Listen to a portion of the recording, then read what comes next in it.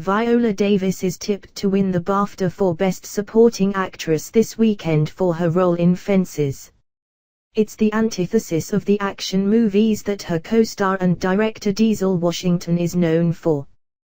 Based on a play by August Wilson, it is set almost entirely in the backyard of an average American family in the 1950s. And yet, as well as awards recognition, it's been a top -10 box office hit in the States, outselling even La La Land in many U.S. theaters in its opening weekend. Davis told Sky News the film's beauty is in the simplicity of the story told by the American Pulitzer Award-winning playwright Wilson. He told the stories of the average American man and saw the value in it.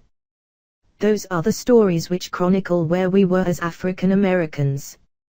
It's those thousands and millions of the average black person who maybe weren't educated, maybe didn't know how to read. My father didn't know how to read until he was 15. Those are the stories that let you know where we were.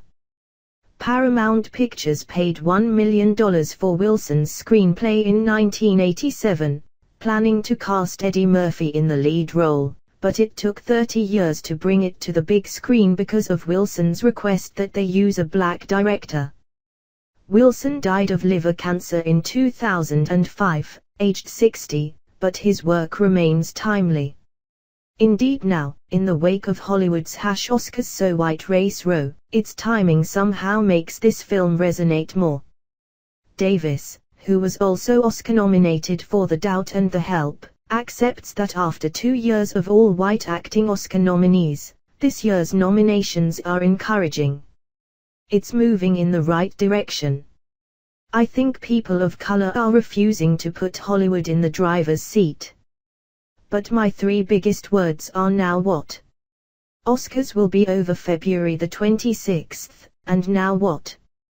What kind of films will be produced? What are their storylines? She said. But as one of 3 Oscar-nominated films with an entirely black cast this year, this simple story represents more than perhaps even its playwright could have imagined, more than a decade after his death.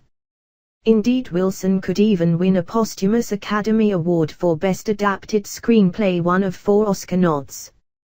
Washington and Davis, who reprised their roles for the movie, having already starred in the 2010 stage play on Broadway, are also Oscar-nominated. If he wins, it would be his 3rd, although he missed out on a BAFTA nod.